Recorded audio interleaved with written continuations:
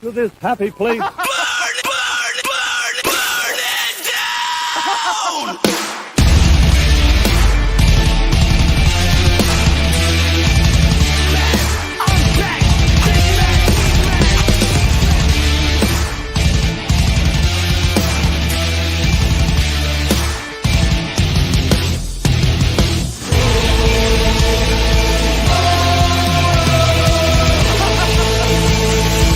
Disneyland is your land. Burn it down!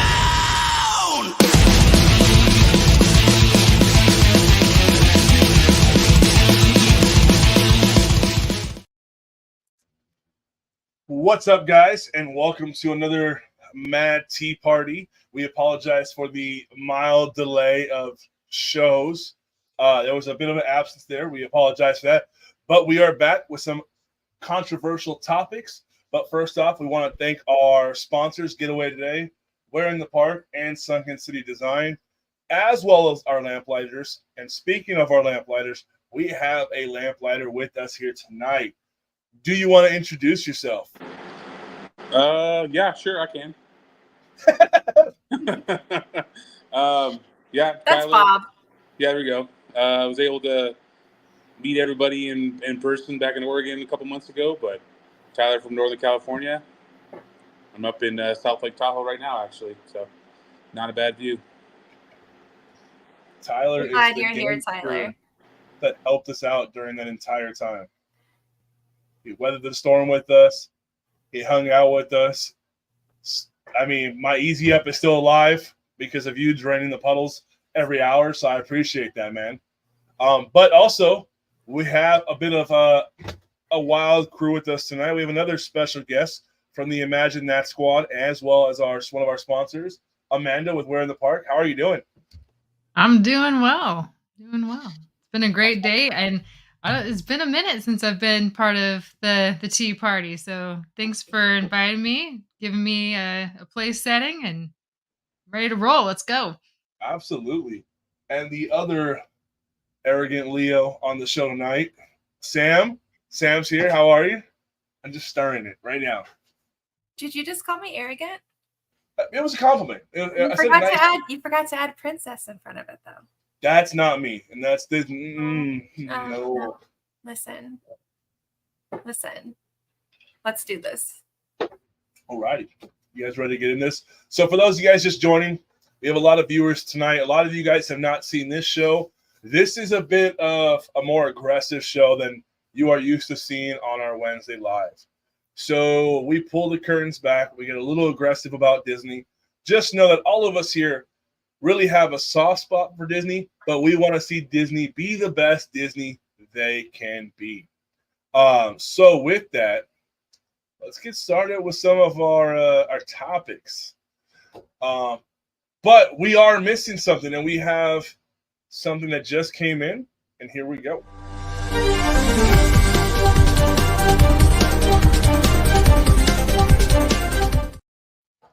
So Disney is taking down iconic park attractions at both Disneyland Resort and Walt Disney World. We touched on this and Imagine That. So I got 5 attractions here on the screen. Some of them you can tell what they are. Some of you cannot. So we have Journey Through Imagination in Walt Disney World. We have Matterhorn Mountain in Disneyland. We have, I'm blanking the name on the Avatar ride in Walt Disney World.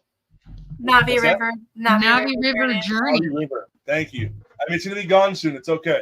We have Peter Ridiculous. Pan Flight in Disneyland. And we have Living with the Old Land in Walt Disney World.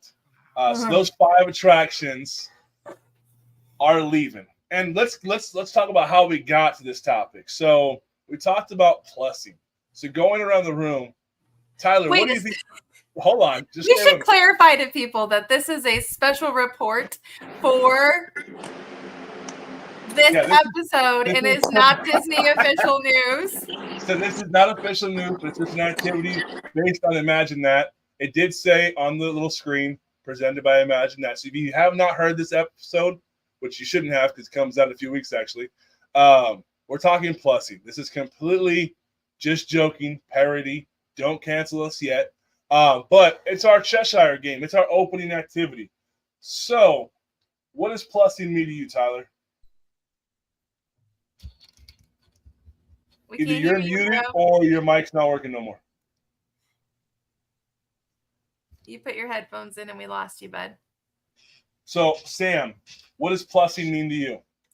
Plussing means looking at the attraction, asking how you can make it better, be it in the storytelling, the big details, the small details, and everything in between. What can you do to make an attraction better? Okay.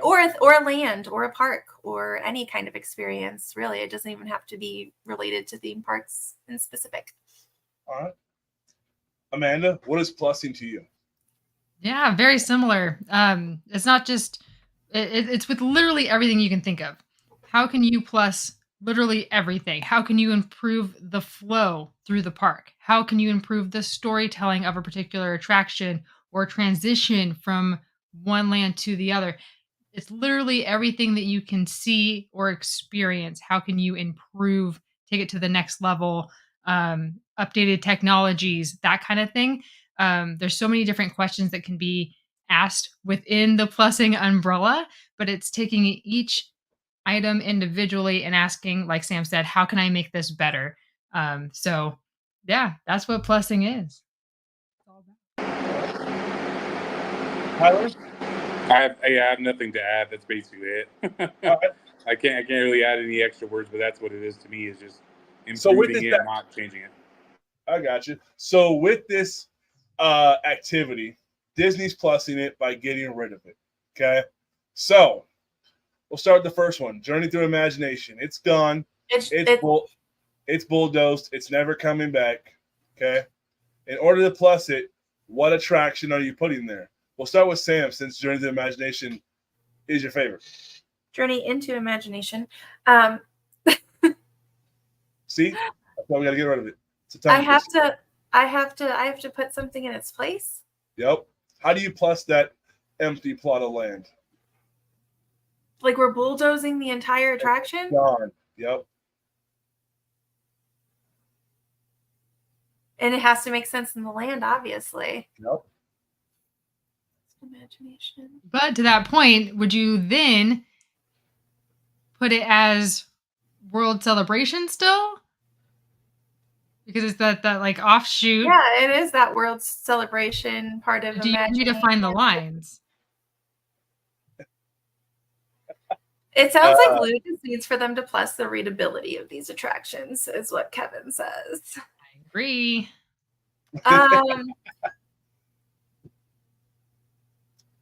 Crud. Like, I don't even know, Lewis. So you're saying that they can't plus that ride? I say I mean, they can plus it, but by not Yes. bulldozing it. No. You plus it by bringing back the Dreamfinder. Exactly. So, but that he's saying bulldozing it, so it can't be Journey into Imagination anymore. No, it You can can be still Journey. build something brand new and bring back the Dreamfinder. Okay, Yeah, so then bulldoze it and bring back the original Tony Baxter version with the Dreamfinder and the Rainbow Corridor and the Dream Okay. Machine. All right. You already knew that was coming. I thought you eliminated that as my option. Didn't specify. Oh, didn't wait. See, the ref came in, got me. All right, Tyler. Thank you for blowing the whistle on that one, Amanda, because that was hurting my heart so bad. Yep. Challenge flag thrown. I mean, it's been so long since I've been to Disney World, but I don't know. Like, so you're talking about plussing or a brand new attraction? I know you maybe explained it a couple times. So you got to bulldoze that attraction, and how do you plus it? How do you bring something back better? I mean, I think it would probably maybe go more into the technological, as far as imagination side of it, and maybe have like kind of like a callback to Journey Imagination, but just more of just, I don't know. I mean, I would say just more like, I guess, because like you don't want to go into like the spaceship Earth type of thing, as far as just the technological like advancements type of thing. It's more of just the more up to date, electronics and computers is the only I'm thinking. But again, I haven't been out there in so long; it'd be really hard. So Kevin Davis shares, Disney's going to play it safe, now just to make a profit so they will not have another proxy battle or offend people. I feel like there's a lot of different things in that comment. I don't think any of them are right. I don't think any of them are wrong. I think there's a lot of different rumors in that comment, if I'm being honest. There's a lot of things that depend on context. Yeah, I don't think. So some things they're doing because they are trying to offend less people, and that by happenstance offends other people. And there are a lot of things that they are playing safe. Some things they're doing because they're trying to be more inclusive, but in that sense, they're almost forcing it in some ways. So it really just depends on your perspective and your context, because at the end of the day, they can't please everybody. They just have to please the mass majority. So, and unfortunately, or fortunately, depending on what side you're on, the mass majority of the consumers may or may not agree with you. Oh. All right, Amanda. So, journey into imagination. Bulldozed. What are you doing? Well, I see where entertainers coming from as far as the Honey I Shrunk the Audience experience. I actually was thinking about it, and would it be cool? Like, it would be cool, in my opinion, to kind of like move through the like five senses and move through the imagination, move through sight, smell, touch, all of those as a miniature version of yourself. So, entertainer, that's a valid idea. Yeah, I think you're definitely onto something. At first, I was like, where are we going with this? But diving into that, I think you can have a mashup of, I think, what Journey into Imagination was going for, with the storytelling aspect of Honey I Shrunk the Audience, and you can have some interactive elements with that as well. Yeah, so that's not a bad idea. I like it. Picasso. So, hearing all you guys' responses, this may take a little bit longer than anticipated. So, we're going to switch it up a little bit. We got Matterhorn left. We got the Navi River. We got Peter Pan. We got Living with the Land, which that's a whole other conversation its own. You could only keep one out of the four. Which one are you keeping? Living with the Land.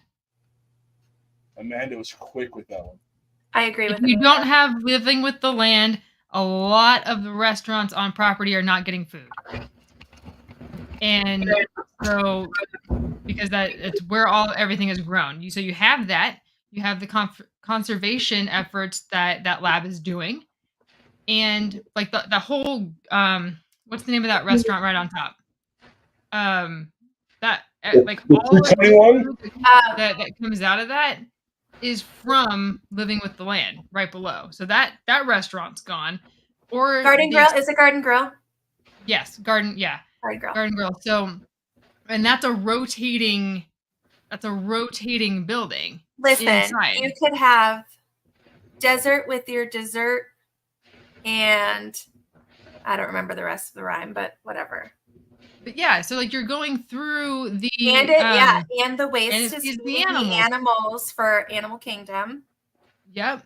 So without living with the land, you're outsourcing that. You're having to take all of that cost and outsourcing all of the food. And you want something, Lou, that I know is going to hit you in the heart? Living with the Land is the epitome of what Walt wanted for Epcot, because it's urban development and it's self-service to the entire park system in Florida. I mean, but why can't you can get rid of the ride of Living with the Land? It's not like the. But he said bulldoze the entire thing. Yeah, but it doesn't mean you can't pop it back up. It's not like they don't have enough room to what's the point build an ecosystem without a ride connected to it. I'm not saying don't get rid of it. I mean, yes, it's a lot of food. I've seen all the stuff about it. I mean, it's good, but like he's saying getting rid of the ride, you're not getting rid of I think No. seeing the benefits that the ride, I think in the ride, you get to see the benefits that the actual facility holds and the way that it plays parks and all of the other parks. So I think that you need that because it's showing literally Walt's vision for Epcot. Like he wanted something that would self-sustain. Okay. Now. Oh, Kevin said, I got to come in. Yes. All Go right. ahead, Kevin. Disney would save money if they got that food from somewhere other than their own farm. Let's be clear about this. Living with land doesn't save them money. But it is a great attraction. And it is a great example. I mean, they've done research in that facility that has helped other farmers around the world. It's a scientific research little thing they put in place. And it does go back to Walt's like actual vision for Epcot, where it was supposed to be a place that you come up with great ideas for the rest of the world to use. But as far as it being like the best thing for their bottom line, no. I have not seen the profit and loss statement on this ride or the tours that it brings in or what comes There's no like way. with the restaurants. I have not seen the profit and loss statement, but that one facility does all of that. You have an attraction, you have the storytelling of like how we came to be in cultivating this land. Then you have the tour that takes you behind the seeds of everything that they do, and you have the restaurant that looks down over it too. Like, Is it more it's a important to win-win-win. the parks than the Matterhorn, the Matterhorn or Peter Pan? I'm not sure. Is it as important? Yeah. People come to the parks for these attractions. Like these are icons of Disney parks. The Living with the Land, like that could go away. A lot of people would never even know it was there. Bulldozed anyways, like, listen, you can bulldoze Matterhorn and Peter Pan at Disneyland for me because I ain't never been on either, so I ain't gonna miss shit. Like, sorry. But see, I mean, if you're gonna go with nostalgia, that's what Walt wanted. I mean, you can play that. I'm not saying it's nostalgia. It's not nostalgia. There's different. It's first off, Epcot's not what Walt envisioned. Come on, let's be honest. What we got is not that at all. But there are aspects. There are aspects that are though. I mean, if you're gonna go that route, Matterhorn had his physical input on it. But you hate that ride. I mean, I'm not a big fan of it. If I was like 300 pounds less, that would be fun. Like, it's not the ride's fault that I'm overweight. Like, let's be honest. There's a reason they send people on that ride to get rid of kidney stones. So it does help people. So it's doing well, yeah.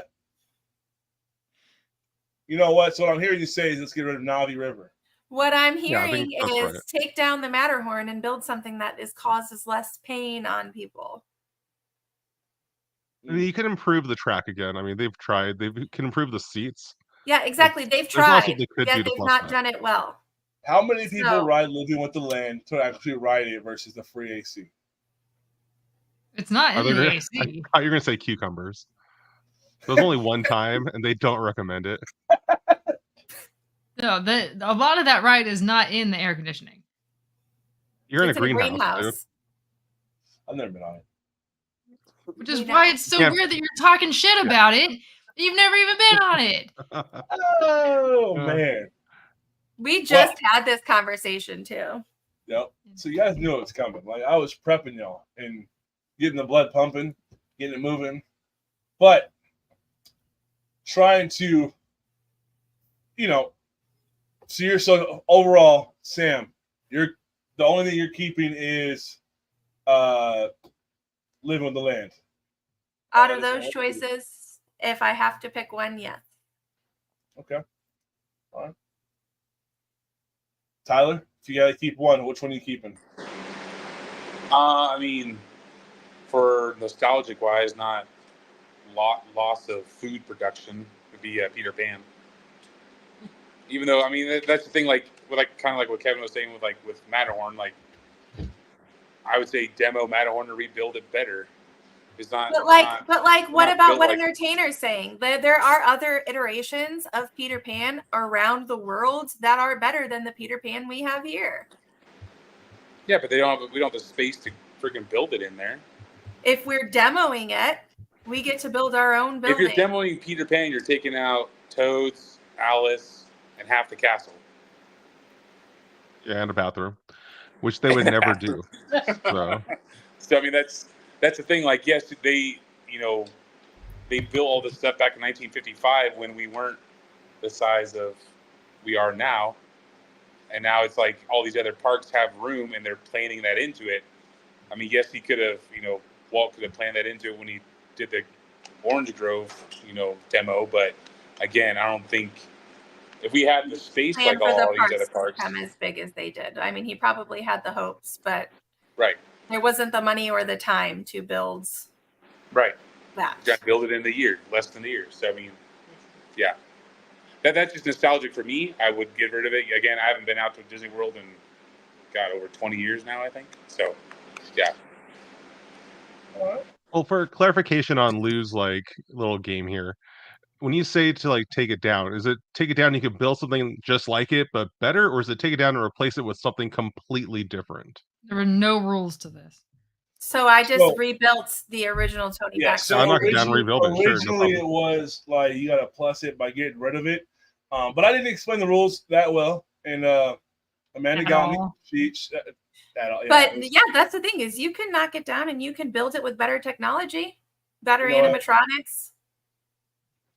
It's paint. Good thing I'm not the CEO. Yeah, but we'll get to that. We'll get to that conversation in a second. We'll jump in right now. Let's. No, Lewis. What would you? No, Lewis. You're not getting out of this. Oh, you want to know what Yeah. I'll say Peter Pan, and strictly for what Tyler said. You by saving Peter Pan, you're saving a lot more. Yeah, you can get rid of the rest of it. I mean, Navi River Ride, cool. Aliens, Pirates, I'm good. Get rid of it. Matterhorn, it's all right. Be gone. Living with the Land, I don't understand it. I don't understand it at all. Maybe one day I will, but at this point, I don't understand it. And Matterhorn, I mean, I've always been I don't enjoy that ride because I'm obviously bigger, but at the same time, hey, if you got to get rid of it, you got to get rid of it. I mean, if not, Disneyland and Walt Disney World will become a museum, and it's not going to grow. And right now, we know it needs to grow because, well, that'll be a topic here in a little bit. But what is growing that we just found out, rumors are speculating that we will get our next CEO announcement before the end of the year. Any thoughts or guesses who you think it is? Kevin, who do you think it is? Oh, I shook my head no. That means I do not have any guesses. I'm assuming it's I thought you were saying no, like it's not going to happen. I mean, I don't think so either. But he'll definitely announce one. I don't know when the change will actually occur, though, and if whoever he announces actually becomes the next CEO. There's just been kind of a history of we say one thing and don't end up executing. I used to think that it would be Josh D'Amaro, but I no longer think that. I think what the heck is his name? Pitaro, the chairman of ESPN, is going to end up taking over. And he is one of the 4 candidates that have been unofficially named. Who are the other 3? Let's see. There are reportedly 4 internal candidates being considered. Dana Walden, Alan Bergman, Josh D'Amaro, and Jimmy Pitaro. There you go. Like I said, I won't know who they are unless it's Josh tomorrow. So Dana is the one who they just made head of Imagineering, right? Where she was head of Imagineering and they moved her down to another position. I don't remember exactly. Let's see. Tyler, you have any? Well, Sam's letting that out. You have any guesses of who you think the next CEO is going to be? I'm with Kevin on that. I really don't know. Josh D'Amaro is the only one I can recognize the name, but I mean, I don't know. Kind of like the same thing he said too. Is what change is going to happen You know, is it going to be a completely shift of ideas or whatever? I really don't know, but I don't have much insight on that one. I just read something that said there is very high speculation that Dana Walden will be Iger's successor, and she'll be the first female CEO of Disney. So I'm looking. Dana Walden. She is the co-chairman of Disney Entertainment. She oversees Disney's full portfolio of entertainment, media, news, and content businesses globally. Yeah. I double checked who it. takes The your person place? in charge of Imagineering is Bruce Vaughn. Bruce Vaughn. But Yeah, there was Bruce someone Vaughn. else that they thought was going to, because we talked about Dana Walden at one point and Imagine That, I thought. But Yeah, we were talking about her briefly, but yeah, we thought that she might have been the one that they were going to name. yeah.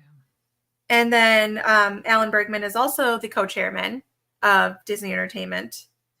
So pretty much Alan Bergman and Dana are the entertainment division co-chiefs. Then you have Josh Giamaro, and then you have Jimmy Pitaro, who's the ESPN chairman. Those are the four that are in talks of being named. So Dana and Alan are both co-chairs of the entertainment division. Weren't there rumors that they were getting rid of ESPN or selling ESPN? Not anymore? No, they just added sports betting, didn't they? Oh, right. So I heard a rumor that they added that to be able to sell it. So who knows? That and it got also he did a interview with Wall Street. He did one of those like big fancy interviews where a bunch of CEOs go, and Bob Iger was sharing that he'd be interested or open to partnering with ESPN, and then everyone automatically assumed that he was trying to sell it. I don't think he is. I don't think he or the Disney company are thinking that way. I think they're trying to evolve it into becoming more than what it is. I'm gonna go out. I'm gonna go in the dark though. I think it's gonna come from outside, and I would not be surprised if Mr. Staggs makes his way back in. Tom Staggs.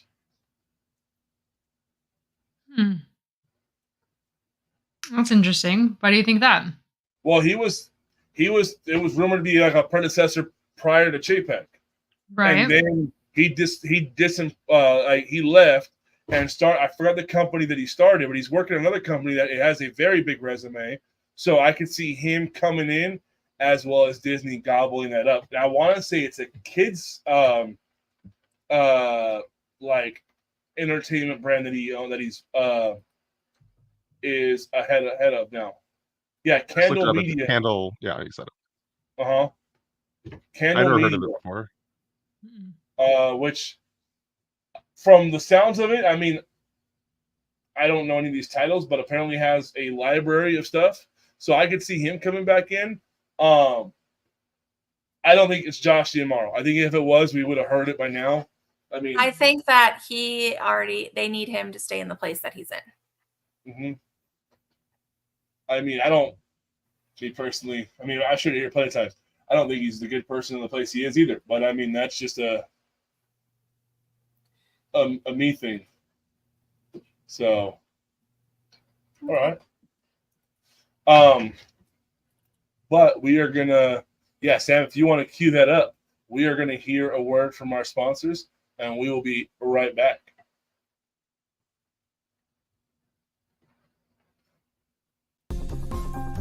Where in the park seek and find image scavenger hunt games will have you exploring theme parks like never before. But this is not like your childhood scavenger hunts. There are no word-based lists of items to find or a binder of riddles, trivia, math, or counting. Our games contain cards with images of details that can be found throughout the park just by walking around. You can play on your own schedule, so you don't have to worry about long lines, height requirements, or health concerns. Need help finding an image? We've got you covered, with hints and answers on each card so you're never left wondering where in the park the image can be found. Use the Scan Before Playing card to reveal an alternate image if one of the cards in your pack is currently hidden or removed from the park. Order today to get game packs for your next visits to the Disneyland Resort and Walt Disney World theme parks. But the fun doesn't stop there. We also have games for Universal Studios in Hollywood and Florida, Knott's Berry Farm, Six Flags, SeaWorld, and more. Ready to experience your favorite theme parks in a whole new way? Go to www.wherein-the-park.com/WaltzAPT podcast to get 10% off your order. A portion of the sale will also go to support the Walt's Apartment podcast. Want $10 off your order instead? Visit patreon.com/WaltzAPT podcast to become a lamplighter. With so much more to discover, the only question is, do you know where in the park?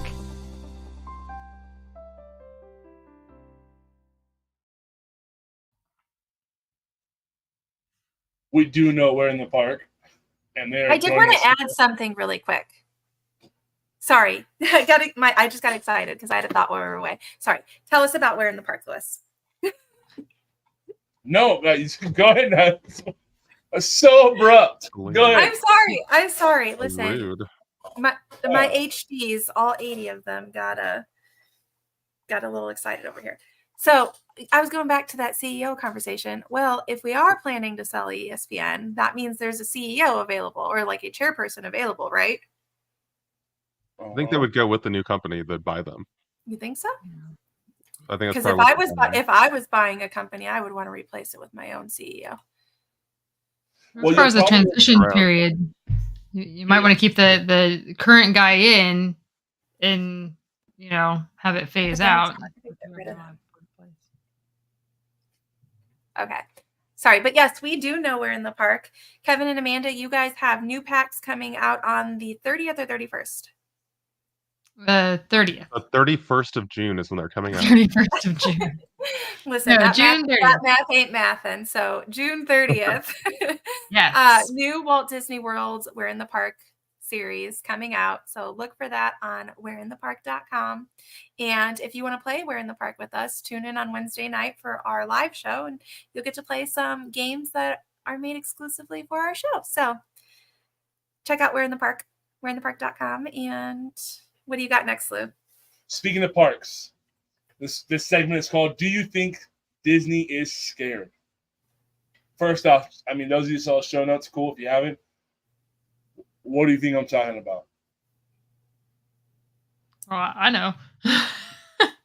Amanda, take it off. It's scared. Not scary, but scared. Scared. Of the world, like around them, and like the responses to what they do. Is that what you're talking about, or? So no, don't get too technical. Kevin, don't hurt yourself. So I think it's very ironic that Universal dropped their Dark Universe promo, and immediately after, and everywhere I've looked on the website, Universal was the ones to drop their info first. Everyone that was covering it, that I saw, Twitter accounts, stuff like that, Universal was the first to drop it. All of a sudden, Disney just pukes all over us with not only their Oogie Boogie Bash, sale dates, all the info on it, with about a week heads up notice. I don't know if that's the shortest we've ever had the notice, like, hey, next week, tickets are here. But also, not only that, we're getting our halfway to Christmas. Traditionally, from what I remember, you don't get a whole lot of holidays stacked like this. You got your halfway to Halloween, then you got your halfway to Christmas. But right now, we got halfway to Christmas starting and Oogie Boogie tickets going on sale for some tomorrow. At the same exact time, Universal dropped their Dark Universe promo. I don't think it's fear. I think it's competitive marketing. You want to flood the market with your information to cloud your competitors' information. Okay. So if my competitor is dropping something, I'm definitely going to drop my stuff over their head. Okay. I mean, it's possible it's also a coincidence, though. I mean, who gives a crap about Disneyland's marketing versus over in Florida, like Universal's marketing? Because there are two different coasts we're talking about here. Valid point. Solid then point. Wouldn't you, okay, so on that then, are they late for, what's it called, Mickey's Not So Scary Party on the East Coast? Yeah, they've had tickets available for that for months. We got tickets at Okay. least a month ago. Yeah, we announced that on Extra Magic Hour probably 2 months ago. Okay. So, marketing wise, it makes sense. But do we think Disney's not scared of the oh my gosh, I'm blanking the name. Epic Universe. Oh, I'm sure someone at Disney's crapping their pants about it, but they're trying to keep their poker face going, and we'll see what they end up doing. I mean, I think that's sorry, Amanda, go ahead. No, I'm chuckling because I think back to what Bob Iger was saying in the call of, "Oh no, we've been planning for this for 10 years. We've been we gave you Avatar Land, we gave you all of this and all of that in response to Epic Universe. And we all know that's a pile of crap. But I just that chuckled of like, do you think Disney's scared? Because Iger was asked that exact same thing of like, hey, what is your response to Epic Universe? And that was his response. Like they've known that Epic Universe is coming, but you can't sit there and say, "Oh, the things that I've done for the last 10 years, that is the answer to what our competitors are doing." I don't believe that's true. I do He agree. tried to play it like we've been spoon-fed things all along, when in reality, what you're giving us isn't going to be as competitive. Right. And I agree with what Sam was saying as far as the competitive edge, because if you look at all of the influencers, right, they are to spew out everything that the theme parks are going to give them in whatever way that they need to do to get to their people. So they're going to have both Epic Universe content and Disney content at the same time because that's what their people want. So the fact that they're going to watch one, they're probably going to stay on the channel longer. That feeds the algorithm and blah, blah, blah. And they stay on their platform, like on their channel for longer. They can have YouTube videos that talk about both and the whole shebang. So it benefits them. It benefits everybody for both parks to talk about what they have coming up. So Valid point. I don't think it's a thing that they're scared. I think it's all about competitive marketing. And I think that Disney knows people are still going to come to Disney regardless. Like, they're not going to be losing tons of business because Epic Universe exists. Well, no, it's not. It's not even open in the same year. But do you think Oogie Boogie is enough? No, I know that, but what I'm saying is, I don't think Disney is worried about Epic Universe taking away a customer base. See, I think they are. I really do. Why? Well, one, I mean, first off, the big one. I mean, the restrictions for Disney parks, and I know they're a little lighter in Florida, but the restrictions to Disney Park versus other theme parks is astronomical. The reservation system here, you can go, if your pass allows you, you can go to Universal basically whenever you feel like it. If you, hey, I know it's not there no more, but Doc Brown's chicken, if you want that, you can go to Universal and get that tonight if you have the means and the pass to get in. I mean, there is no really stopping you. Disney, you can't. And they're not trying to, and I think for me, they are trying to stay true to who they are, but I think equally, I think they are scared. Their attractions aren't competing. I mean, we're already hearing the negative reviews of Tiana's.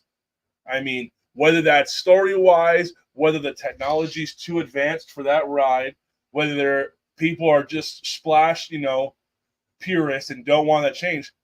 What is Disney answering back with to really compete with that? Right now, the only thing they have in their cards that's working for them is that Epic Universe is not open yet. Other than that, though, is there any single thing that Disney has announced parks-wise that would really take, if you had $1 right now and it was to go Disney or Epic Universe, and it was one of those two, they're both open, they're both ready, no walls, no nothing. As an average fan, where are we taking that $1? There is not. I mean, they gave us that new remodel. Was it Communicore? Fresh concrete and new paint for Epcot, and a Moana water walkthrough. I mean, so I'm just curious. Like, I think they are scared. They're not answering back at all. I think there's a lot of overlap between people who saw the Dark Universe promos and the people who were excited to go to Disney World. Like, there's two different demos that they're kind of targeting here. So I don't really know if Disney's afraid of Dark Universe specifically. I mean, they should be afraid of Super Nintendo World all day long. How to Train Your Dragon looks amazing. Also, they should be trying to figure out a way to tap into that market. But Dark Universe, I think they look at that and they're like, "Oh, sure, cool. I'm glad that they built that. I want to go on that. Cool." But we would never put that in our park ever. So I mean, kind of a but difficult. it does answer that feeling though. Where's the villains part? It does.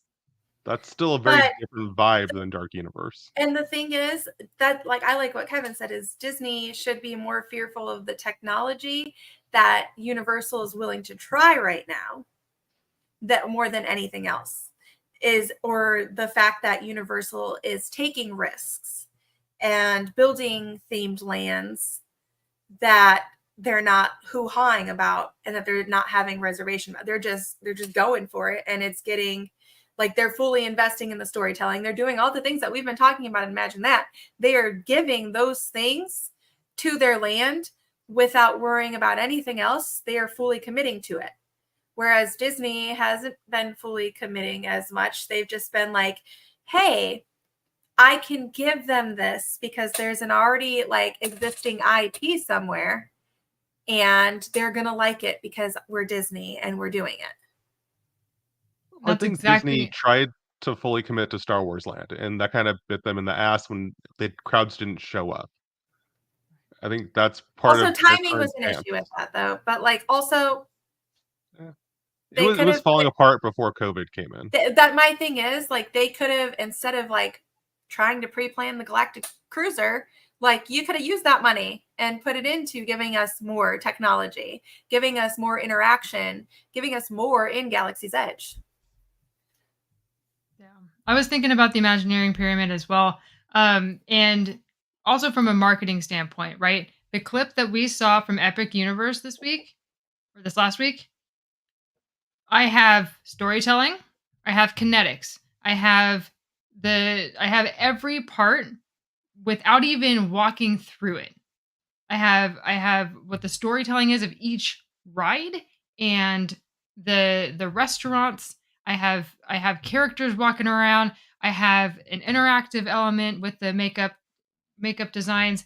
I have so many boxes of that Imagineering Pyramid checked from a 6-minute clip. I haven't even walked through it yet, and I'm excited to go. And I know that Disney can't touch that because, like Kevin said, it's a completely different demographic, right? Who does Universal Monsters?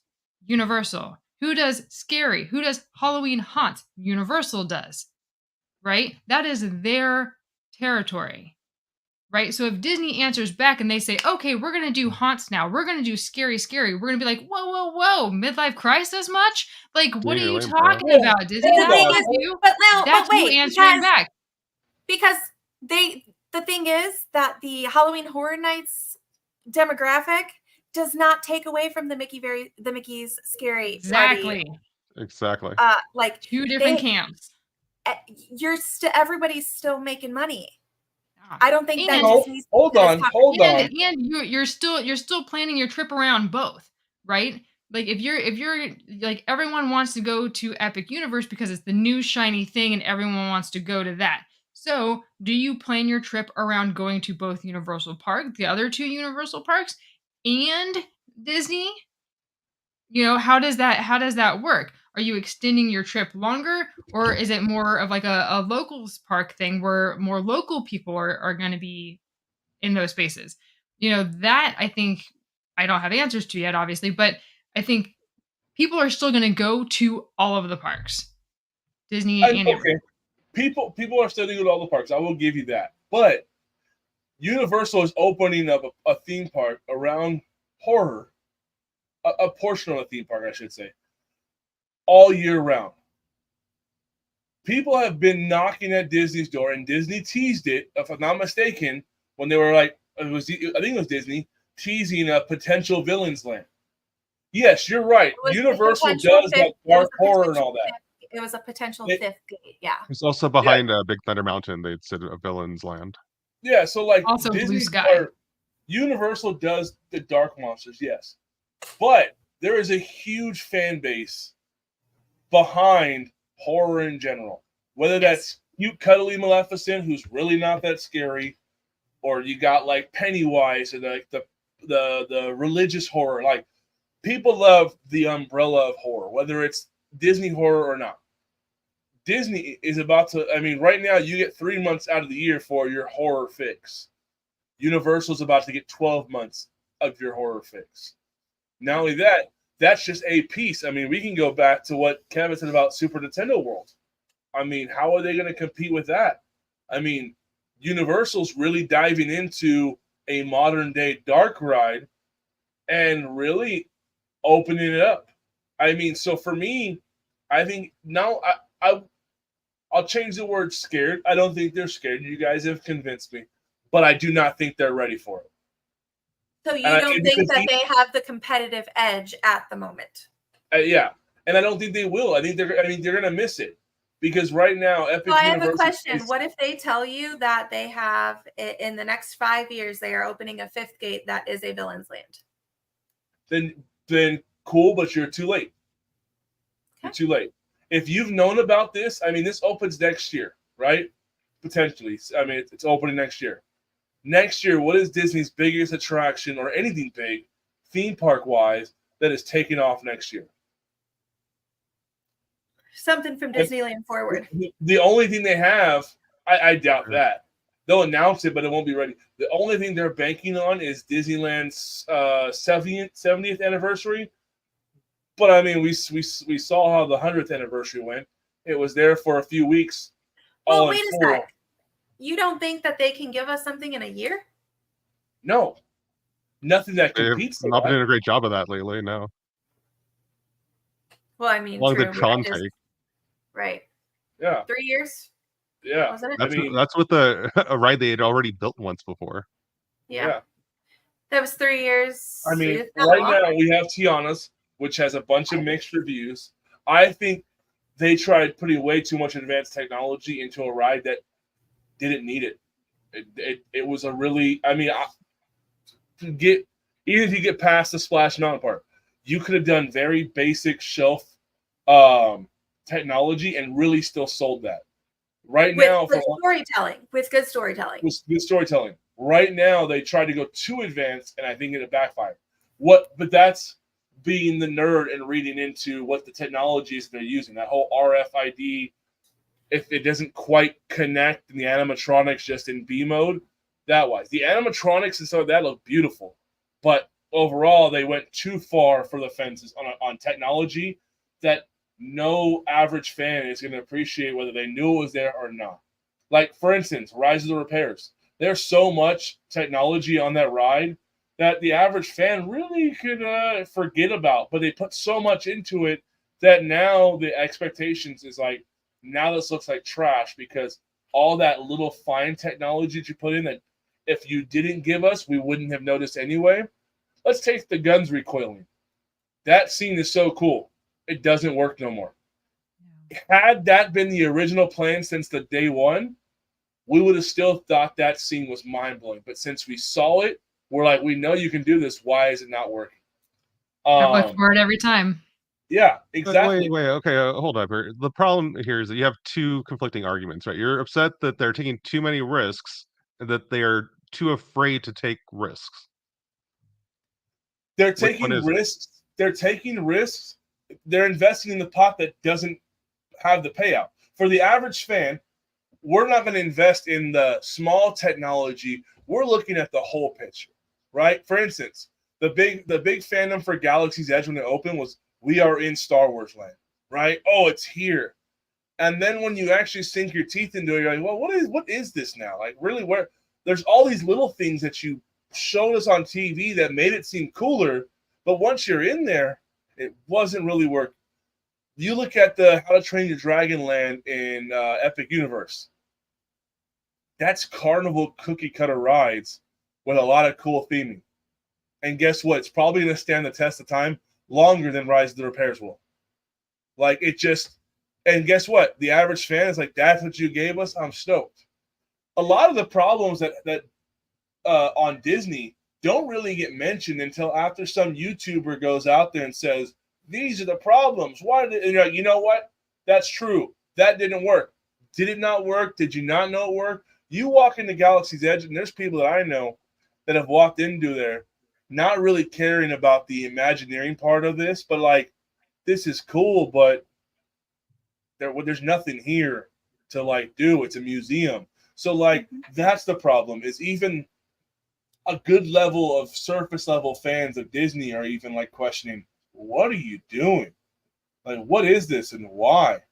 Like, I get it. There are people like us that will dig behind the curtains, pull up floors to really see the internals, and that's our own guilty pleasure.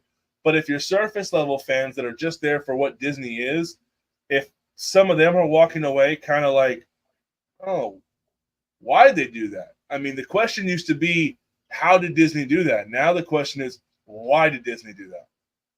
And I think that's a challenge.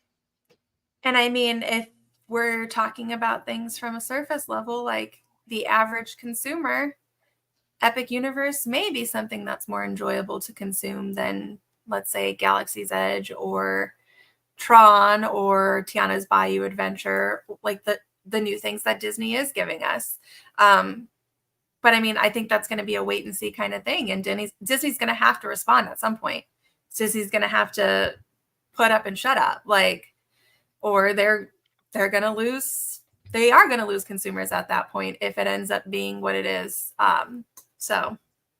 Oh, absolutely. And I think Disney's already missed their marker.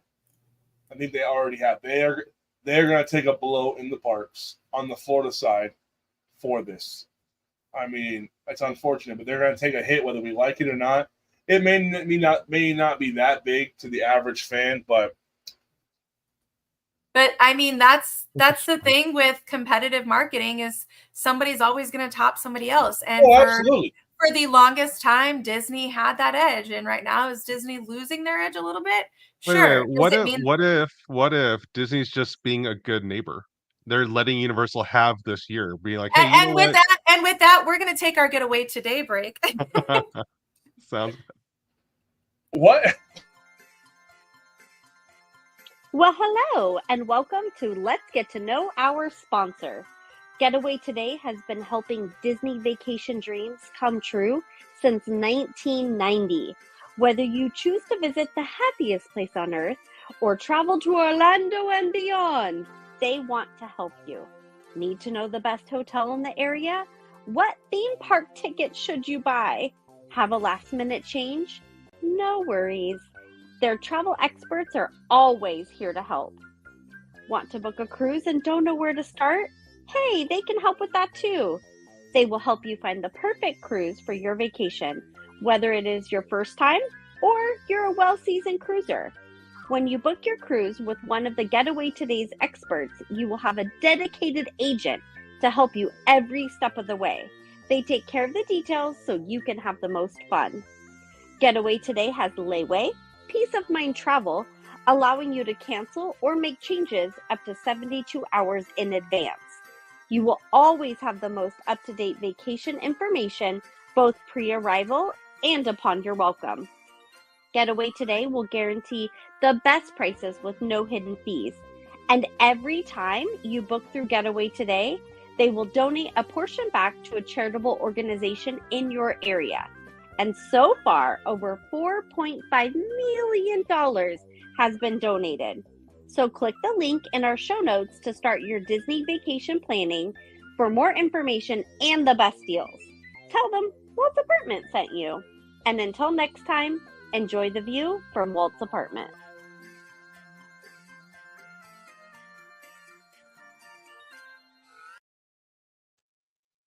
So, Kevin, please pick up that question because I have a mild response to that.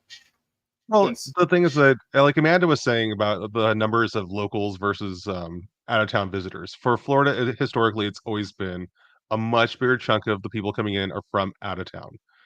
And when you have a new park coming in, you're going to bring in a lot more people into your town. So there is a good chance that those people are going to come to Universal and they're also going to come over to Disney. And it's possible that Disney's like, hey, you know what?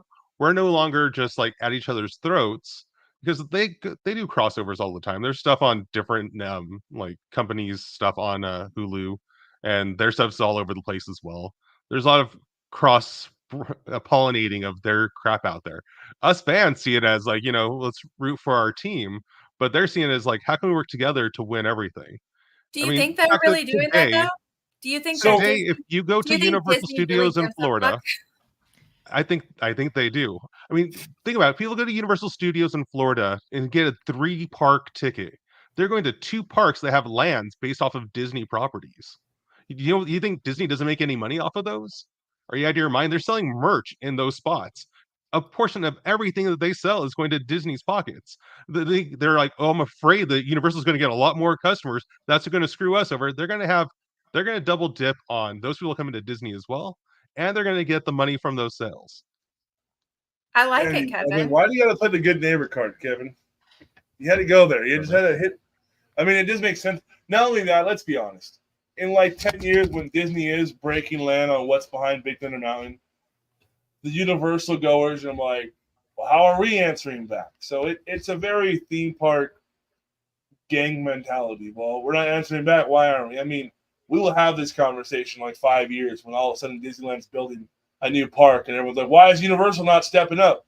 So, I mean, maybe they are playing the good neighbor. They're like, hey, you know what? You have this one. In 5 years, Florida will be ours. You guys just, we'll keep the circle going. So, I mean, Kevin, you're not wrong, but I hate that you went so soft on that one because you hit me in my core. Universal, by the way, does have enough land for a 4th park over in Florida. And there we go. You know what? If Universal breaks land on the 4th park, that'd be tight. Like, just like, hey, we're going all in 4 for 4. I mean, then again, though, I am a new believer that Disney has a lot more things out there. I just found a graveyard full of baseball fields while I was filming Imagine That. So, I mean, It's not a Disney's graveyard. got They some use it cards up for their spring sleeves. training still. Yeah. So, Training. And even so, Universal has a lot of spaces that they need a plus as well. So there's not, it's not like there's, they're just gonna sit. Oh, Epic Universe is done. Now what do we do? It's like, no, there's still a lot of things on the block for them to work on. Hey, They Lewis, could be you like want to know what Universal does? They have Namor all over their buildings. On one building. But yeah, sure. It's one building and it's outside above of a bathroom. I'm sorry. Above the bathroom. Sam likes that about it. But I'm just saying, yeah. if you're gonna plug Universal, We'll see how long it stands for until like he's convicted and they're like, oh, we got to get rid of that. Well, I mean, technically, Like he's owned by Disney right now, so you're proving Kevin's point right now. Do they have to pay Disney to be able to keep his likeness there? I think on that side they don't own him. Yeah. On the East Coast, no. They're still paying. It's just not a lot. It's the comic book Namor, right? The comic book Namor. He's owned by Marvel Studios. Yeah, but I'm sure there's probably some crazy because if that was a case, Actually, no, their entire contract on Namor is up, and that's how they were able to use him in Wakanda Forever. What are you talking about right now? so Is they're it just probably the theme they're parks? probably making. It was the contract to use his image and others' images, like the one with Spider-Man. It ended in 2022, maybe, or 2020. One of the two. I don't know what you're talking about. Are you talking about movies or talking about theme parks? Theme parks. Because the theme park contract that Marvel, silly Marvel Is it signed back over? in the day with Universal is in perpetuity. It's not over. It's never over. It's over when Universal says it's over. Or if Universal forgets to pay. I thought it was over already. No, it's not over. It'll only be over if Disney strikes a deal with Universal. Which is why they have to be a good neighbor. I wonder if there was something then, because I thought I read something. Like they couldn't even use him in films until recently. Well, that's true. I Because thought it was the rights to him in general, his character. Marvel had it where they gave their movie rights out to a bunch of different companies. That's why Sony has Spider-Man, and Fox had Fantastic Four and X-Men.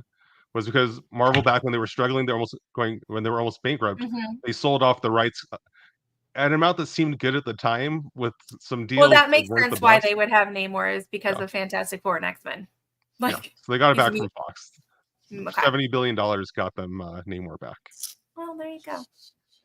Well, He's still But paid the theme in park across- rights are still on the East Coast, still belonging to Universal for as long as they want them.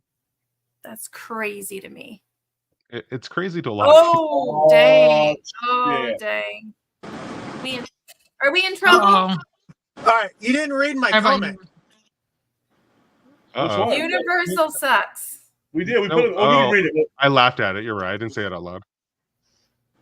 How does it Dude, suck? you got. How does it suck? It's a piece of shit.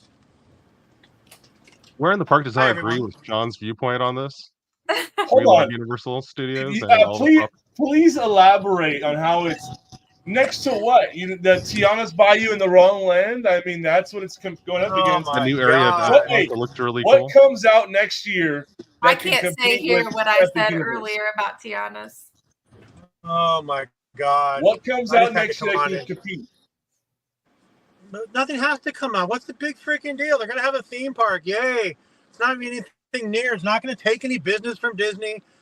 Trust me. Y'all are just drinking that That's little what we Starry said. water. But it might also bring some. So we'll see if it's a wash or if Disney That's is what, winning this one. that's what Kevin and Amanda and I said. Is But I it's mean, not going to take business away how do from you- how do you- Disney. How do you not bring something to kind of combat some money being lost? He's driving home from work. Give him a break. Like, how I'm do you after not? driving- Like, I mean, I'm after even driving home from- Samsung brings out a cheesy cell phone to try to compete with Apple. They know they're not going to win it, but they try to do something to compete with it. Oh, you said Samsung. I thought you said Sam. I was like, why am No, Sam, just stop.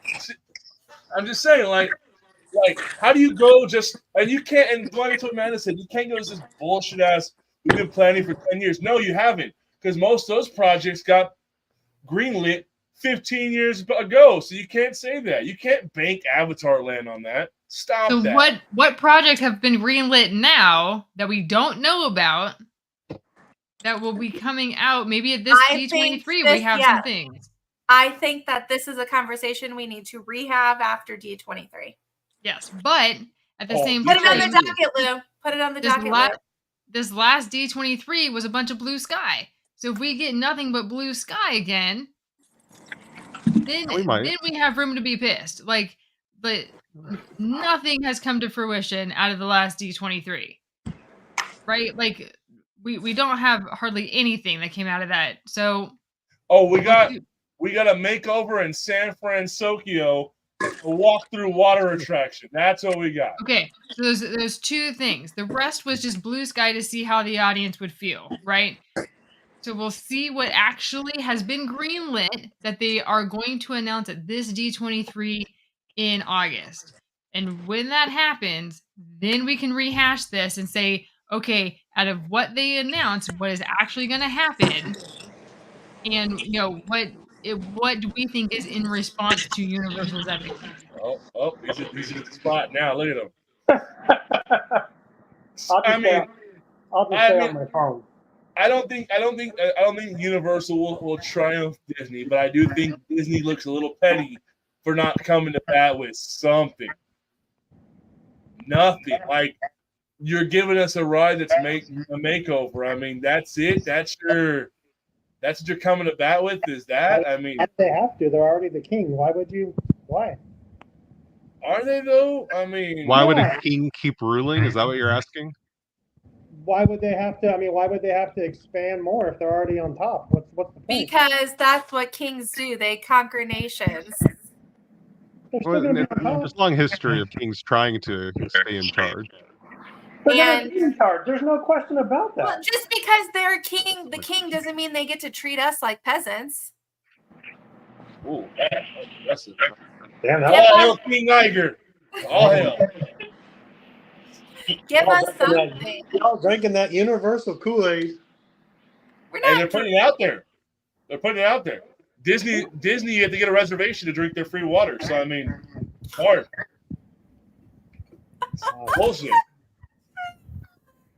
Charging taxes on free samples. What kind of shit is that? That's what they're doing. Need a reservation to drink free water? Really? Yeah. That was. They're doing. Hey, you can get free water, but only on days that don't start with end in Y. You know, it's crazy. Hey.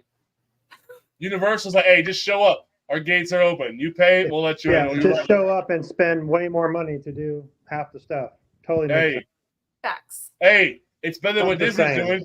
Hey, log in. Let us know if you want to spend money. We might let you in. I'm in. That was Well, one time, Lewis. I don't give a Make sure you fuck. log in both times. One time too many. All right. Anyway, before we get down the whole rabbit hole of Disney's going to do Disney, the Zegler Effect is back in full effect right now.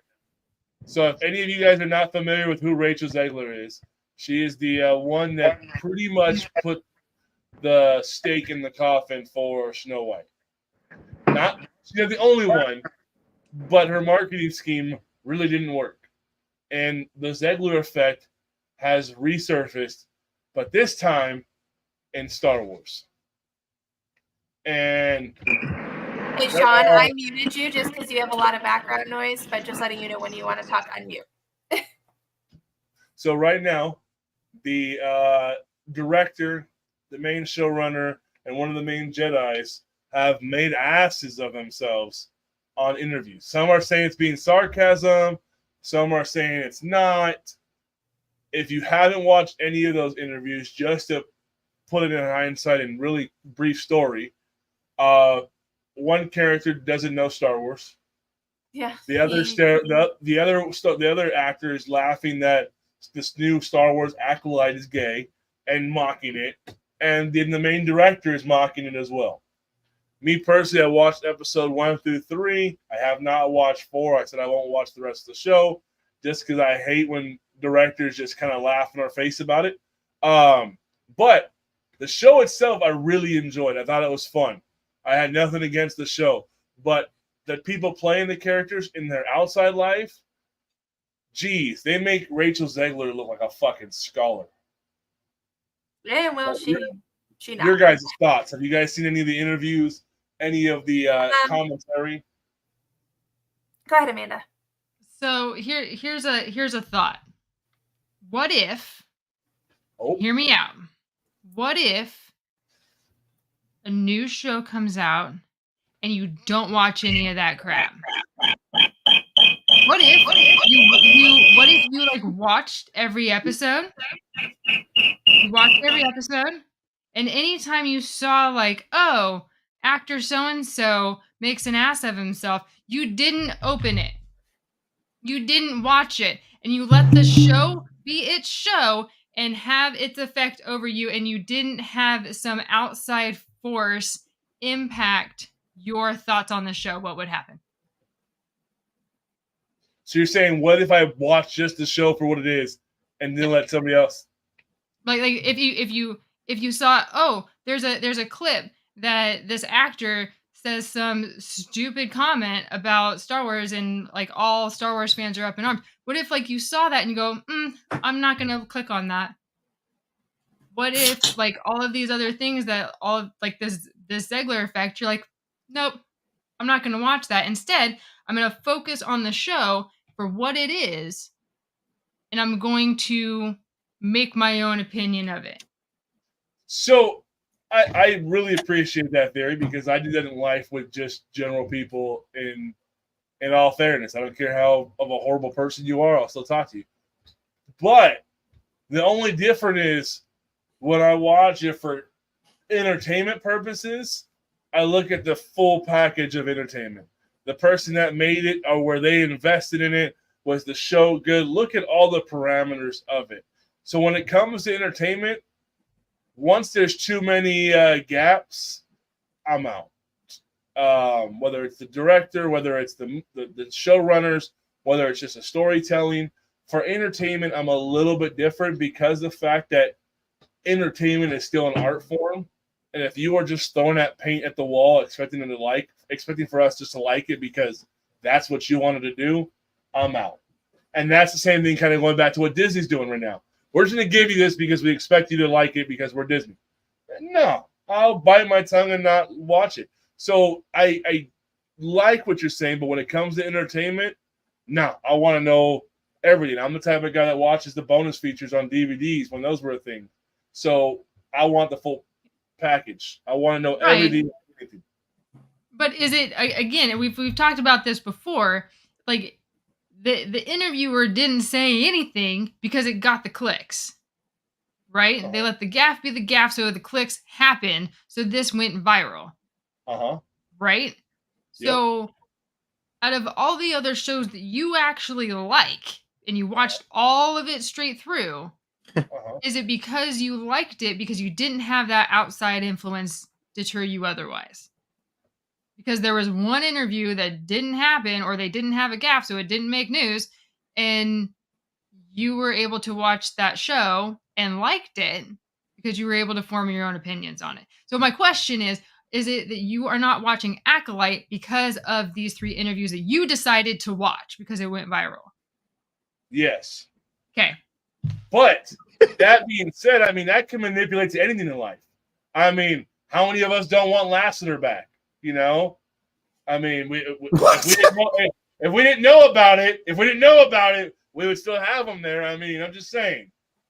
Like, I mean, yes, the two? very true. What we don't know doesn't hurt us. It's like that saying. I get you, but we know it now. So therefore, I'm not watching it. There may have been troubles in any other shows that maybe. Listen, I'd rather have someone who's ignorant about Star Wars than somebody who is sexually assaulting the employees of the company. It was a bad example, but I'm just saying. It was a horrible fucking example, Lewis. Actually, hey, wait. Hey, Lou, say out loud what it is that this guy said that makes you upset, so everyone can hear how like silly and petty this sounds. Okay. Well, let's start with the first Jedi. Did you guys know Anakin blew up the Death Star? I did not know that because it didn't happen because he rewrote that. Yes, I understand. No, whoa. All right. So wait, what you were saying though is that you got all the story right except for one character's name. You mix up the father and the son, and that pisses you off. Like that person doesn't know anything about Star Wars. Well, I mean, you got every story beat right. They just mix up the name during an interview with a camera on them because they're kind of stressed out at the time. They're actors. They live with cameras on them. That's not even a valid answer. This guy isn't that big of an actor. I mean, but they've done it before. This isn't their first rodeo. There's a difference between being interviewed one-on-one with a camera on you and reading a script, having to act and be a character. I feel like acting would be harder than asking a question. No, they were answering. Because some things are front-loaded for you, and the rest you're going to come up with. Knowing that Luke blew up the Death Star, that's like one of the 10 commandments of Star Wars. How do you not know that? Like, that'd be like, I didn't know Anakin was Darth Vader. Like, what? I feel like right there. Wait, especially what? For real? Are you telling the truth right now? What? Are you telling the truth right now? Who? Never mind. But like, I'm just saying, like, especially after this kid has already been ridiculed for like butchering other Star Wars facts at Star Wars Celebration. Like, you think, hey, you don't know? Okay, I'll go back and read up on the character. Let me find out about what is Star Wars. The fact that you don't know that Luke blew up the Death Star. Okay, here's my question for you. Were you enjoying the character before you realized that the human portraying the character was ignorant? And actually, if you go back to our Discord, shameless plug for our Discord, you would know that I did not like that actor's character because I shared it in the Knights of Road Republic chat that I do not like that character. Okay. So then there it is. So then it just adds to the fire. Like, hey, I still don't like that character, and I feel validated because he's an idiot because he had this one gaffe on this one time. Ignorant. He's just an ignorant, and not ignorant in like a rude way. But you have too many strikeouts that early in the season. I get it. If I didn't like him, and there's 10 movies later, okay, it happens. You have 2 strikeouts before episode 3 comes out? Jesus, come on. He's a minor character. He's All right, so the other strikeouts here, I have not seen or read like what exactly the director said. I mean, I understand the director is a gay woman. Like, that's fine. So when she was asked questions about if everyone in there is gay, how is she supposed to respond that would make you happy, I guess, is the question. So first, I'm not looking to be half based on the interviews. I'm just let's throw that out. But to be more for me, if you're storytelling, you can't be sarcastic about it. I feel like that just being sarcasm, like, oh, it's gay, like if that's what you own it. I agree. That's unprofessional. That is unprofessional for the person portraying the story. That the other character does the whole Vogue dance, just completely ignoring the interview now. And they kind of have their like side busting conversation between the two of them, and then multiple times the So main here's actress my question for you, Lewis. Why was that question asked? Huh? Why was So that question the asked? question was asked, hey, how do you feel that you've made the first gay Star Wars story? And she's So like, the interviewer made it about that. but I would give you that. But then sarcastically says, oh, it's gay? What? I didn't know that. we don't know how many times they've been asked that exact same question. But They okay, didn't come up with it. so I'll give you But that. here's Probably the driving thing, them crazy by it's that like, point. what if, okay, so that's not their intention in creating it, right? Is that We don't their know intent? because nobody said nothing now because now But here's everyone's. the thing, unless they came out, because if that was their intent, I think that they would be out there full force pledging that. But if you keep having people assuming this is your intent and making a mockery of the hard work and effort that you've put into this project, then yeah, you're going to respond sarcastically. But then that goes back to when are you being professional? If you know you're going to get this scrutiny. That interview question wasn't professional. So there's Just that, like and then what Kim just said, maybe it was a strike back at a dumb question. but is it a dumb question? Because at that point, that becomes aggressive. That dumb question. Why is that question necessary?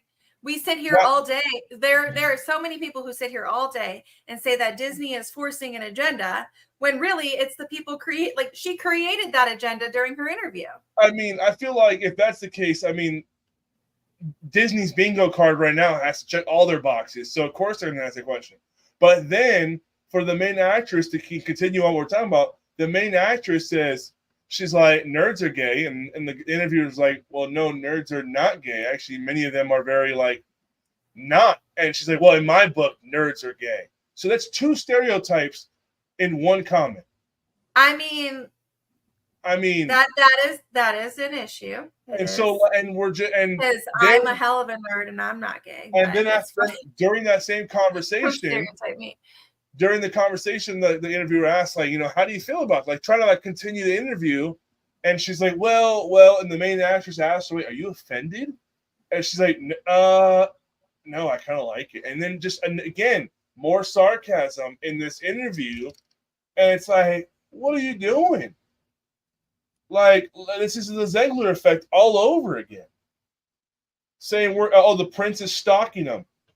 Is the prince stalking Snow White in the movie? I don't recall because I don't think so. He's in there for 30 seconds. We're just throwing out random storylines about the show and storyline, and you don't even know what you're talking about. So you ask a gay director if her movie is gay. I don't know if the lead actress is also gay or not. I don't care. But then their response is, yeah, all nerds are gay and R2-D2 is a lesbian, and you're upset that they would have the nerve to say that. Obviously, they're just fucking with this person for asking a stupid question. And to have it where you're like, oh, Kevin no, cusses. I can't watch Star Wars anymore because they said the gay Kevin things. gets spicy. Usually think about towards what you're me. saying. I like that it sounds so stupid. The way they said it sounds stupid. They can give two fucks about the fans. If you're going to be that sarcastic, they can give two fucks about the interviewer asking a stupid question, and I don't blame them. That doesn't make me go, I can't keep watching The Acolyte, which is a great show, because the director and people got a horrible question. We're all like, hey, fuck that question. Well, I think that's fair. But they didn't even say it that way. They could have said that hey, what does that matter? Were so polite about it instead. They were sarcastic, right? I posted it on Discord. Go back and watch it. They were sarcastic as fuck about that. Come on. They're like, hey, there's no reason to humor this question with an actual legit response, so I will be a dick back to you and you are welcome. And then the world should have been like, yeah, that's fair. Instead you're like, I can't believe that I can't watch The Acolyte because they were laughing about how they made some characters seem like they might be gay. It's like, who gives a shit? Literally, at this point, who literally cares? I mean, I get that, and that's obviously Lewis really cares. Well, because I'm tired of this. I mean, fuck. But Lewis, here's the thing: none of this would have happened if the interviewer hadn't have brought up that question. Okay, I'll give you that. But yet, James Gunn gets fired for tweets that he made 10 years ago. Louis, can I ask a question? I mean, just saying. So you're comparing a person saying R2-D2 is a lesbian with a person saying abusing children's okay. because those are his jokes. I mean, I like Again, James but Gunn's art. if it's joking, I then thought his tweets are really But dumb. here's the thing: is nobody prompted James Gunn's jokes. Yeah, Nobody just come out of prompted just James his Gunn own to make mind. those. Nobody I mean, we was don't- egging him on or encouraging him or I mean, we trying don't to know that. pull toxicity out of him. No. We don't- That's just like saying somebody's egging Donald Trump on to make his tweets. Man goes on his own Twitter and says what he wants to say. I mean, yes and no. I mean, I'm sure Okay. if he's not, But if he's regardless, there was Different nobody, conversation, different nobody podcast. nobody was holding James Gunn in an interview saying, hey, you need to answer this right now. And then James Gunn went out there and decided to be toxic. James Gunn went out there deciding to be toxic on his own accord. But if they are professionals and that was a dumb question to ask, they could even say, why does that matter?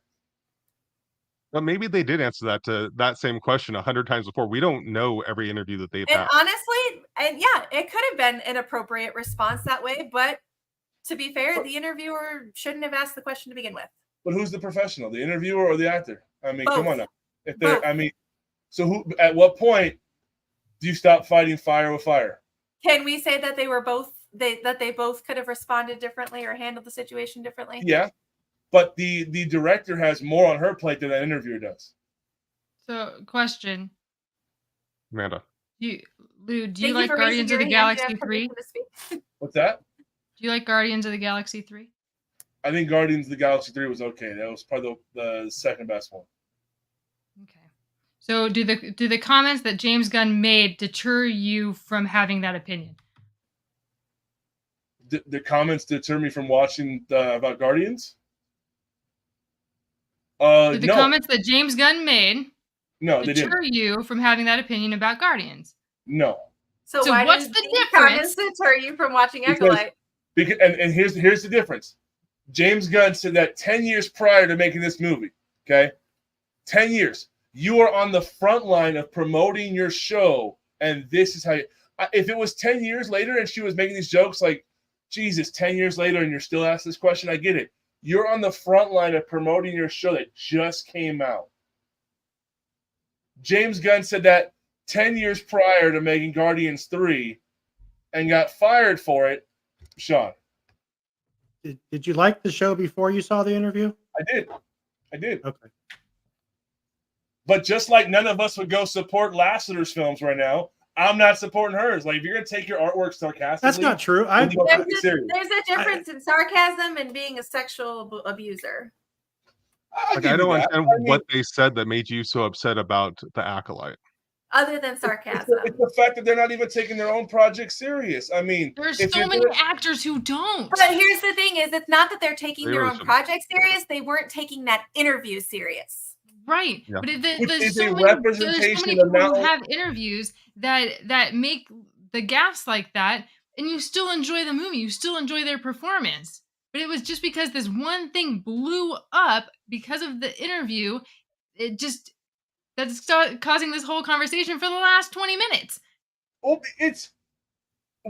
how often are we seeing this? I mean, that's another thing. And it's not just what they said. It's the fact that this is continuously happening with Disney right now, where it's just actors are either not taking their role seriously, thinking they're the leads, or the opposite. You can go back to like the Johansson situation where Disney isn't taking their actors serious. So for me, it's just the final straw is here we go again. Actors, actresses, directors, producers putting this out here, expecting us to like it because it's Star Wars, but then behind the scenes just shitting on it because, well, I got my paycheck. I mean... What way did they shit on the project? Well, I just gave examples. One, nerds are gay. I feel like that doesn't shit on Star Wars. That's responding to a silly question about homosexuality. No, the lady said obviously that not all nerds are gay. Not all gay people are nerds. It doesn't really matter. But you're also just assuming that all Star Wars fans are nerds. Exactly. That goes I mean, right into let's be how real. silly you're being. I'm just kidding. I'm kidding. They're just assuming that Star Wars fans are nerds. The one actor doesn't know apparently jack shit about Star Wars because this is his second time doing this. Again, he is not a nerd, apparently. He's there for the acting role, and that is it. And like he is we are. probably That is the expectation that we have on actors who take Star Wars roles, that they need to have read and have watched everything under the sun with a Star Wars name in order for them to accept that role. That is our expectation of them.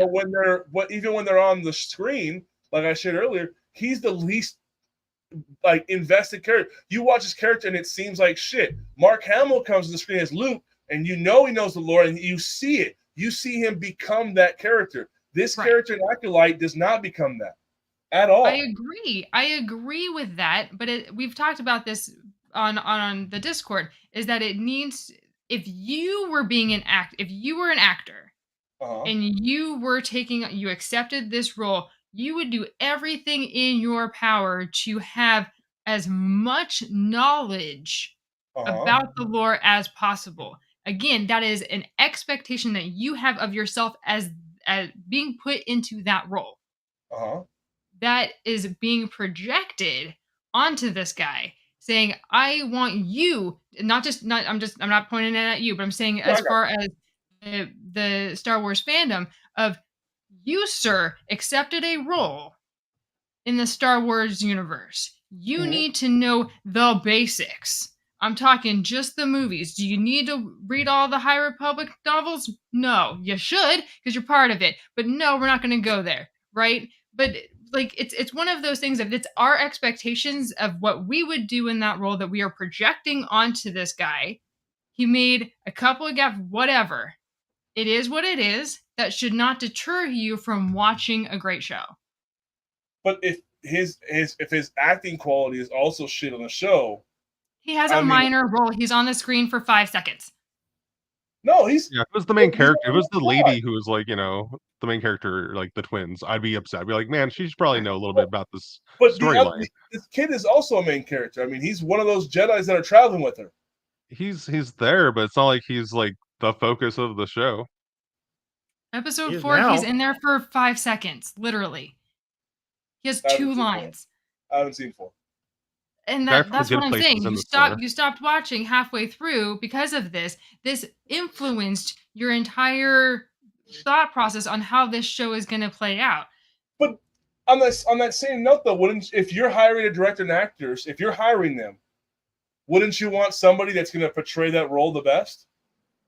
Yes, but you're also worried about all these other things. As the casting director, go find a casting director, let's interview them and say, hey, when you have your cast of characters, right? You have your 20 characters, especially in a Star Wars thing. You go, here you go. Here's this 7,000 page thing that I want you to read first about your character. No. And you have to pass the test before we can start shooting. But then again, see, now we're mincing the words a little bit. It's a basic understanding of Star Wars. Luke is not Anakin's not the one that blew up the Death Star. That's basic. I don't know him. I don't know if he knows that and he just said the wrong thing at the time. I know I've been guilty of that. When I'm speaking quickly, responding to someone, I will say the wrong name when I mean what. Like yesterday, I said Six Flags over Georgia when I meant Six Flags over Texas to a person. You're done. From Dallas. You're done. I'm never going to Six Flags again. No, I said that to a person from Dallas, and like after like he responded about it being Georgia, like did I say Georgia? It wasn't because I didn't know that the Six Flags in Texas is Six Flags over Texas. Freudian slip. I just misspoke on that one time because again, I was within the same storyline. It's still Six Flags Park. He still had all the story beats of Star Wars. He just said Anakin instead of Luke because in his brain he just confused them probably. Does that mean that he doesn't know that that's what happened? Does it mean that when he thinks back on that scene in Star Wars, he's picturing freaking Hayden Christensen blowing up the Death Star? I doubt it. He probably just had that in his head at the moment and thought, yeah, that sounds right, isn't it? I'm not going to lie. When Lewis first explained this to me and he said that, I'm like, well, he did blow up the Death Star because I was like completely confused. I'm like, yeah, he did. I'm like, wait a second. No, he didn't. He blew up another planet or something. And I'm like the worst Star Wars fan in the world. But I don't know. It's kind of ironic that Jade is actually putting in here the rundown for that they just recorded an episode for the Acolyte on Knights of the Republic. So that's pretty funny. I was like, I'm gonna be the same. I'm gonna be the opposite, talking smack about this on Matt Tea Party. I thought we were here talking about Universal. That's why I came on. I'm sorry. I mean, me personally, you want to talk about Universal? We can. It may be a slip up, but I think right now these slip ups are way too common of people not knowing their material. But bro, I get what you're saying, and But like everyone is asking you, is that reason enough to stop watching it? I think the problem is we live in a world where the headlines are the bullshit, and you were I mean, only reading Bob the Chapek, who headlines and everyone thinking, hates, has yeah, said I'm sure so there's many things wrong, and we still go to Disneyland and we go to the Disney parks. But Bob Chapek has said so many things wrong because he's like the most hated Disney villain ever, and people still go to the parks, right? Because they like it and they enjoy it. I sell cars. People hate me, but they come back and see me again because they like me. I mean, Act like it's still a fun show. I totally understand where you're coming from, and I think, I value your opinion, but I know. I can't change your opinion because it's your opinion. That's why we all have opinions. I just feel like this is way too common, more often, that we are getting actors and actresses that are. So what if what if Epic Universe, they're out promoting that next year, and they say Hollywood instead of Florida? Are we not going to go there because they were wrong? It's if they have a park in Florida that has the word Hollywood in the name. That would Universal be so Hollywood, California, or they say Universal California talking about Florida. Are we not going to go because they Hollywood Studios in Florida. Well, again, so and it's really dumb. We're chasing their tail on this, but for me, it's the comments that he shared. Who started it? He's acting this shit in the show. Granted, I didn't see episode 4, so there's that. But I didn't see the show, and I like in your pilot episode, you're still trash. I mean, that's the one you spent most time. You just said you liked the show. I asked you if you liked it, and you said yes. The show, but I've also been very clear that character is trash. That character. Just one character is just. Were you making comments about that character before the interviews? Yes. To who? Okay. On the Discord. On the Discord. When we gave our reviews of episode 1 and 2, I gave my reviews of it. I like and for you me, said that character was trash? Yeah. I missed being on. This is kind of fun. So like between his acting, not good, not knowing like Star Wars basic 101, for me, I mean, again, going back to baseball, if you have 2 strikes, you start worrying a little bit. And for me, it's like, just I'm over it.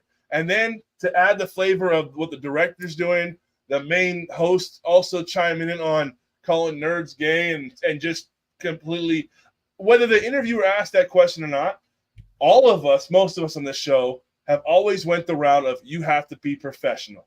If that is your profession, you need to know how to translate that. Go back to the cast member that lost her job. You have to be professional. That's your job. You should know your job. If you are an actor, that's your role. I agree, Kim. New cup. But I'm just saying, for me, it's way too common that this is happening. Snow White, perfect example. We sat here and bashed her. I mean, come on now. I mean, we did. We said weird. We still say it mocking her because it was dumb. I mean, and how many of us have already shared we don't look forward to Snow White? We've already condemned that for the most part on this network. Quick poll of the 5 people sitting here.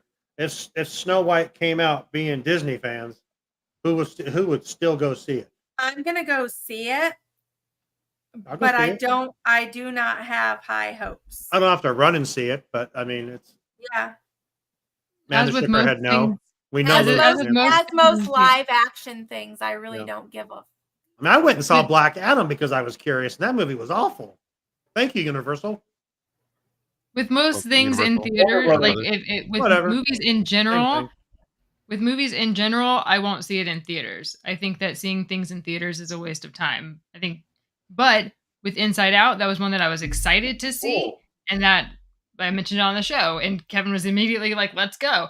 So it's very rare that I want to see a movie in theaters. I will not see Snow White in theaters. I have no interest in seeing it on Disney Plus if it comes out then. I don't care to see that movie, period.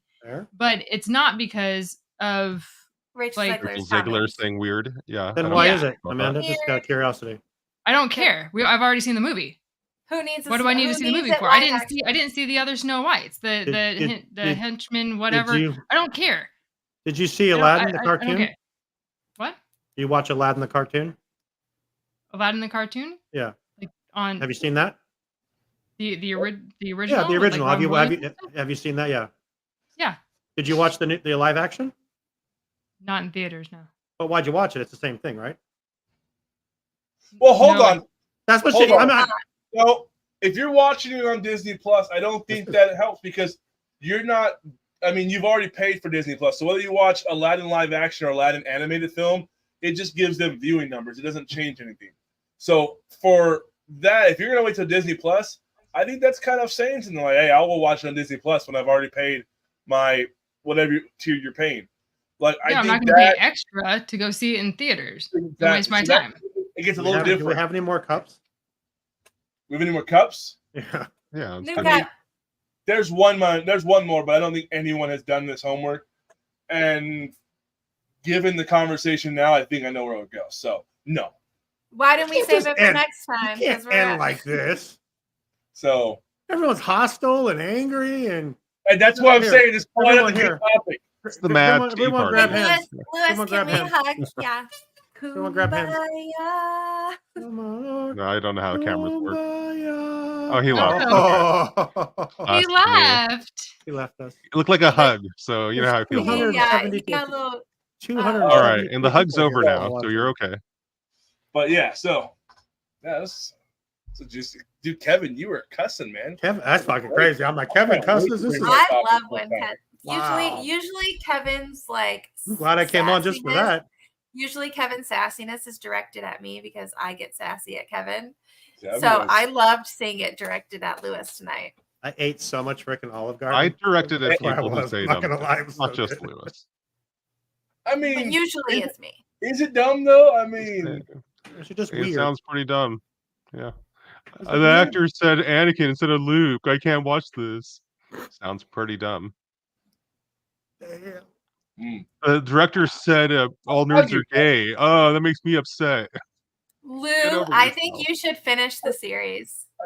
I think you should too. I will once it's all done and they're not counting numbers no more. What? That is petty AF, Lou. Once it has like no more relevance, whatever that word is for Disney Relevance? Plus, yeah, then I'll watch it. Hey, But if you want to hear more about it, listen to Knights of the Rogue Republic, brought to you by Walt's Apartment Podcast Network. Coming Hey, after this you week sound live. like the wacky weight the wacky wacky DJ, Wax and inflatable Stacks bringing it arm back. guy had a voice. That's Oh, what he man. was like. Sorry. But you guys got any more last comments? I don't know why I'm asking that. I know it's My tea is empty. Universal sucks. Universal's great. We love them. We're in the park. I'm We support sorry. all theme parks. Where in the We're in the park park. loves Universal? They love them so We love much. all theme parks. All Yes. theme parks can be plussed. All theme parks have work in progress. All Are they theme all parks created have their equally, own Amanda? spark. Are they Is all Disney created still the equally? best? And will Disney remain the best? To be Time will decided. tell. To Yeah. be decided. Oh, okay.